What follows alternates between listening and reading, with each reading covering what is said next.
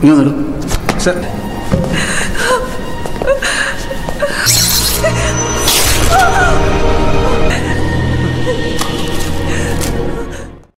Halo sahabat, Assalamualaikum. Apa kabar? Semoga sehat selalu dan senantiasa berbahagia. Terima kasih sudah subscribe dan selalu setia menyimak video-video SLMT-TV. Semoga Tuhan Yang Maha Kuasa selalu memberikan rezeki yang berlimpah ruah dan juga berkah untuk sahabat-sahabat semua. SLMT-TV kembali hadir menemani waktu bersantai sahabat dengan alur cerita film pilihan. Kali ini film yang akan diceritakan adalah film yang berjudul Mahaveriar. കോടതി മുമ്പാകെ സത്യം മാത്രം ബോധിപ്പിച്ചുകൊള്ളാം. ഞാൻ കൊട്ടാരത്തിൽ മകളെ അന്വേഷിച്ചു പോയി. ജീവിക്കാൻ അനുവദിച്ചാൽ മതി.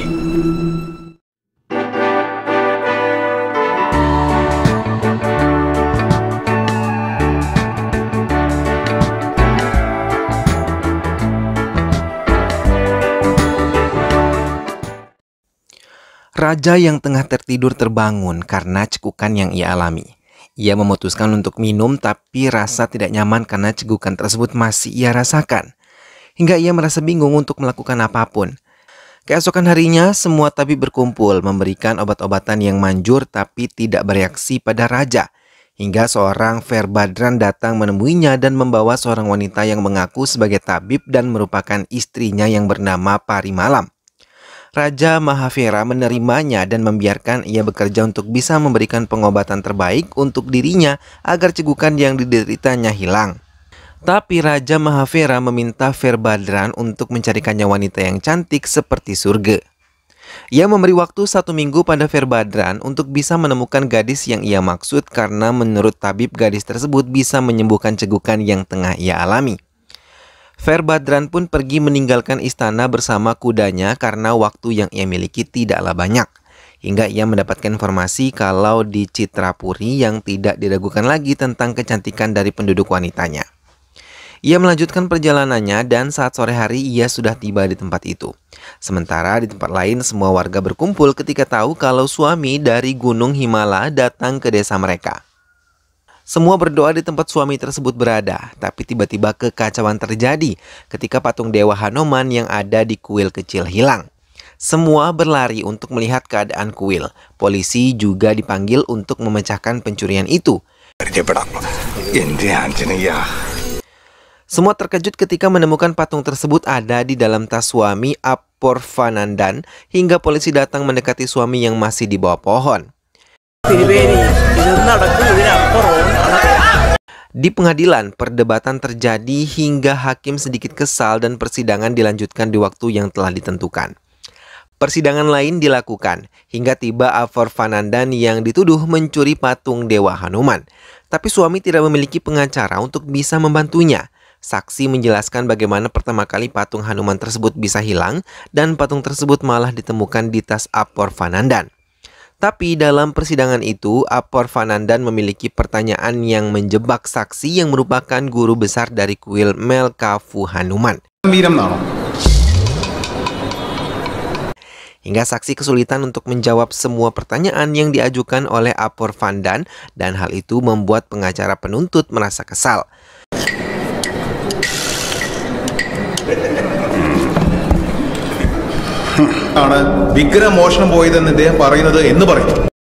Saksi kedua pun dipanggil bernama Kaladevi. Ia juga adalah pengurus kuil Melkavu Hanuman. Kaladevi menduga kalau Aporvandan adalah suami palsu. Aporvandan juga mulai membela dirinya bahkan menelanjangi kesalahan Kaladevi yang pernah terlibat korupsi di kuil tersebut. Saksi ketiga, Babukutan juga dipanggil. Ia juga menceritakan bagaimana pertama kali ia melihat Aporvandan. Dan Aporvandan juga bisa membela dirinya di hadapan semua orang di persidangan tersebut. സംഭവം നടന്ന ദിവസം ഞാൻ വിളിച്ചില്ലായിരുന്നുവെങ്കിൽ താങ്കൾ കണ്ടിട്ടില്ലായിരുന്നു. ഞാൻ താങ്കൾക്ക് തന്നത് കഞ്ചാവ്. Saksi keempat, Inspektur Polisi dipanggil. Dengan lugas ia menceritakan bagaimana ia dipanggil dan mengetahui tentang pencuri tersebut telah terjadi hingga sampai ia memeriksa semua bawaan Aporvandan dan menemukan pasta obat-obatan terlarang di dalam bajana. Hingga memaksa inspektur menahan suami. Ia juga mengungkapkan penyelidikan yang ia lakukan selama ini. Tapi Aporvandan menyudutkannya karena inspektur tidak menemukan bukti akurat kalau suami yang telah mencuri patung Hanuman tersebut. Semua pernyataan yang diungkapkan suami membuat hakim terkejut karena semua benar dan membuat inspektur tersudut.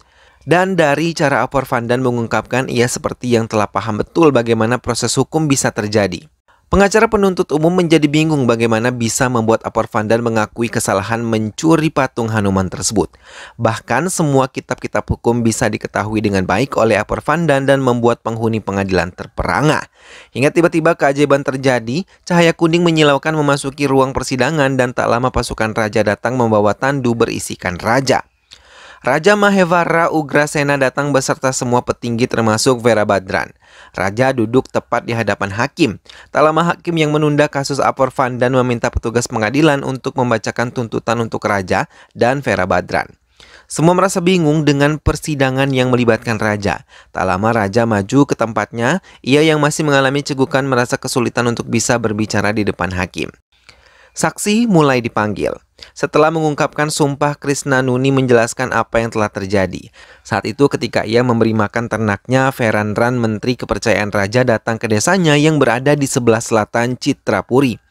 Ia menyambut kedatangannya dengan memberinya hormat sampai Verandran mengungkapkan keinginannya untuk mengambil semua gadis-gadis yang ada di Citrapuri. Veerabhadran memaksa membawa putri Krisnanuni pergi dari tempat tinggalnya.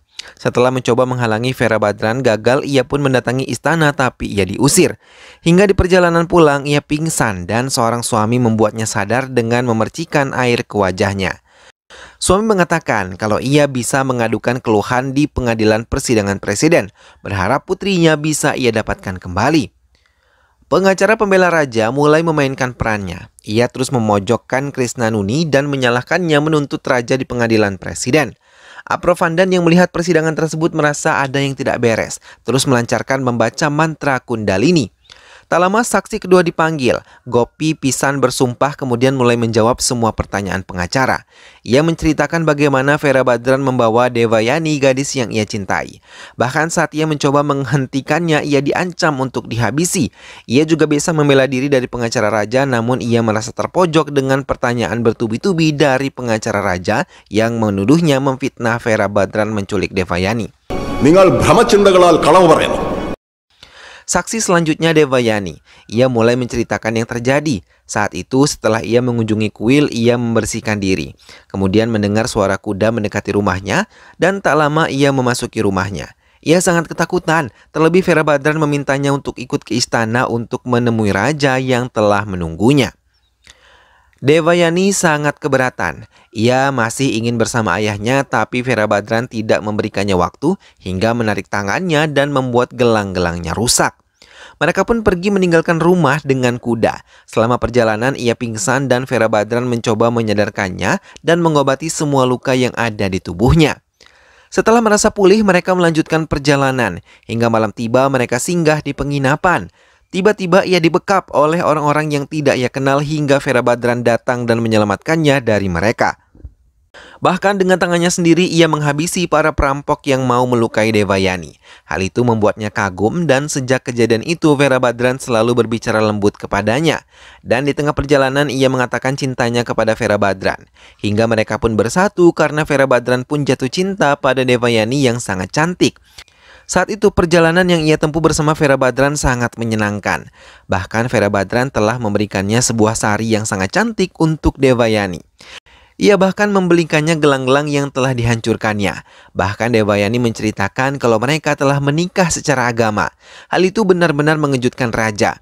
Veerabhadran membawanya ke hadapan raja dan mempersembahkan dirinya untuk raja, tapi mempertimbangkan hancurnya cinta dan kepercayaan yang ia miliki untuk suaminya sendiri. Bahkan setelah Veerabhadran menerima hadiah, ia sama sekali tidak melihat ke arah Devayani. Veerabhadran sama sekali tidak menghargai cinta yang dimiliki dan telah diserahkan oleh Devayani. Setelah itu Devayani merasa dalam keadaan beku. Bahkan raja berulang kali membuatnya menangis, ia sama sekali tidak menangis. Ia benar-benar patah hati seperti boneka yang tidak memiliki nyawa. Kemudian raja menyerangnya hingga ia pingsan dan saat sadar ia berada di rumah sakit. Kemudian saat ia sadar ia telah dikembalikan kepada keluarganya. Pengacara raja mulai mengajukan pertanyaan. Devayani mencoba menjawab semua pertanyaannya dengan tenang termasuk saat ditanya tentang upayanya untuk melarikan diri. Hingga tiba-tiba raja menghentakkan tangannya ke meja dan membuat semua orang yang ada di ruang pengadilan tersebut merasa terkejut. Raja bangkit dan menunjukkan kemarahannya. Ia memerintahkan semua orang duduk dan mendengarkan apa yang ia katakan.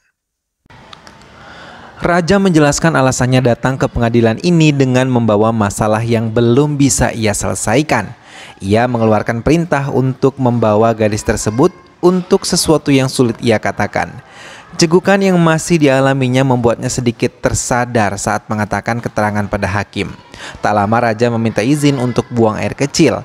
Hakim meminta Vera Badran untuk bisa memberikan keterangan selama mereka menunggu Raja.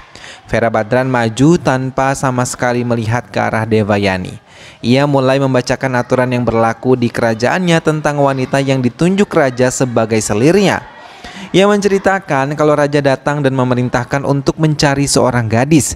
Hingga akhirnya ia mendapatkan gadis yang cocok untuk bisa dia bawa sesuai dengan kemauan Raja.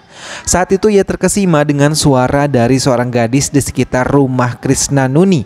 Ia memperlambat jalan kudanya dan turun dari kudanya menyapa Krisnanuni.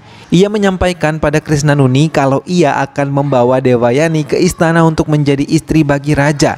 Ia juga menjanjikan akan memenuhi semua kebutuhan Krisnanuni sebagai keluarga Raja bila ia mau menjadikan putrinya istri Raja, serta melindungi dari semua kejahatan. Tapi tiba-tiba Raja memotong pernyataan Vera Badran. Semua terdiam dan melihat ke arah Raja yang duduk dan meminum air dari gelasnya. Ia melanjutkan bicaranya dan mengakui kalau ia mengalami cegukan yang tidak berkesudahan. Bahkan banyak air yang telah ia minum tapi sama sekali tidak menyembuhkannya. Ia juga mengatakan sangat tersiksa, semakin banyak ia minum, semakin banyak ia ingin buang air kecil hingga membuatnya tidak nyaman jika harus bolak-balik ke kamar mandi. Hakim pun menanyakan tentang tabib dan dokter. Raja menjelaskan sudah banyak tabib yang ia datangkan tapi tak satu pun berhasil. Hingga satu tabib memberikannya petunjuk dalam mimpinya kalau ia disarankan untuk menemukan gadis yang cantik seperti surga dan harum seperti tanaman tulsi. Semua terdiam mendengarkan cerita Raja yang tersedat-sedat. Raja mengatakan Vera Badran telah menemukannya tapi gadis tersebut tidak menurutinya. Jegukan Raja semakin tidak bisa dihentikan hingga semua yang melihat merasa kasihan. Raja juga melanjutkan jika ia meminum air mata dari wanita yang sangat cantik jiwanya dan sangat harum, maka cegukannya akan segera pulih. Tapi ia menunjuk Devayani yang tidak menurutinya untuk menangis hingga ia tidak bisa segera sembuh. Hakim yang semakin bingung mengambil keputusan hanya terdiam dan mencoba menenangkan diri untuk mengambil keputusan atas persidangan yang membuatnya sendiri merasa bingung. Tak lama setelah menulis di bukunya, ia mulai membacakannya. Hakim menolak laporan Krisnanuni karena dinilai tidak mengikuti perintah Raja. Hakim juga menolak semua laporan yang dilaporkan oleh Devayani. Semua dihentikan tanpa syarat. Ia bahkan mendukung Raja untuk mendapatkan air mata agar bisa menyembuhkan Raja karena Raja adalah pemimpin yang tidak boleh sakit. Hakim memanggil Devayani. Ia mengatakan harusnya hal sepele dan konyol seperti ini bisa diselesaikan tanpa mengganggu Raja datang ke pengadilan. Bahkan ia juga meminta Devayani untuk menangis hingga air matanya bisa diminum oleh Raja. Devayani pun sekuat tenaga berusaha untuk menangis, tapi ia gagal. Air matanya sama sekali tidak bisa ia keluarkan.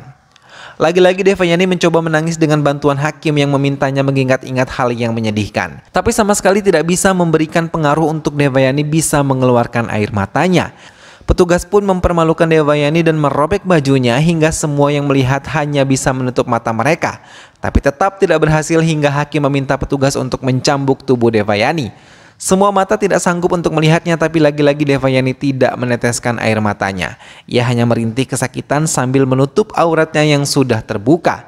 Dan tiba-tiba Devayani pingsan. Hal itu membuat Krisnanuni menjadi lemah dan terduduk tak berdaya.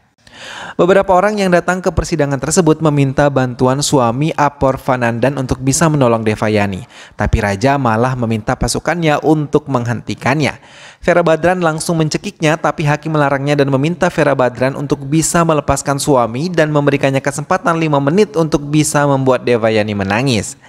Suami mendekati Devayani dan mengeluarkan kitab dari dalam tasnya. Ia mengambil bulu burung yang terselip di kitab tersebut. Tanpa melihat tubuh Devayani yang setengah telanjang, ia menggunakan bulu tersebut untuk menyapu wajah Devayani. Semua memperhatikan apa yang dilakukan suami.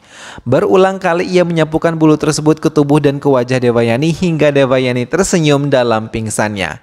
Raja yang penasaran mencoba mendekatinya. Ia melihat Devayani malah tertawa menikmati sapuan dari bulu yang dipegang oleh suami. Tak lama Devayani bangun, tapi dengan mata yang tertutup ia terus tersenyum merasakan sapuan bulu tersebut. Dan tangan suami yang lain mencoba memegang cangkir hingga keajaiban terjadi. Devayani bisa menangis tanpa disakiti. Ia bahkan menangis bahagia dan memenuhi cangkir yang dibawa oleh raja.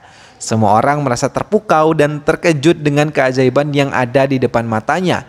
Raja yang menerima cangkir tersebut langsung meminum air mata Devayani dengan segera dan tidak tersisa. Lagi-lagi keajaiban terjadi karena raja tidak lagi merasakan cegukan. Raja pun menangis bahagia di persidangan. Semua merasa lega karena raja bersorak gembira. Ia mendekati suami dan menanyakan apa yang dibutuhkan oleh suami. Raja juga mengucapkan terima kasih pada Vera Badran yang telah membawa Devayani ke kehidupannya. Malam mulai merangkak naik, raja yang telah sembuh dari cegukan yang menyiksanya kini bisa tertidur pulas dikelilingi wanita-wanita cantik. Sementara Vera Badran kembali ke istrinya. Suami sendiri pergi meninggalkan desa dan melanjutkan perjalanannya yang belum berakhir. Film pun selesai. Nah sahabat, itulah tadi alur cerita dari film yang berjudul Mahavairyar. Akhirnya sang raja dapat disembuhkan dari sakit cegukan yang dideritanya setelah meminum air mata Devayani. Devayani pun akhirnya dapat mengeluarkan air mata bahagia berkat bantuan dari suami, sehingga ia berhenti mendapat penyiksaan dari sang raja yang menginginkan air matanya sebagai obat. Semoga sahabat semua terhibur setelah menyimak alur cerita film ini. Terima kasih sudah menonton dan ingat untuk selalu dukung SLMT-TV dengan cara klik like, comment, share, dan juga subscribe. Sampai ketemu di alur cerita film-film selanjutnya. Jangan lupa jaga kesehatan dan wassalamualaikum.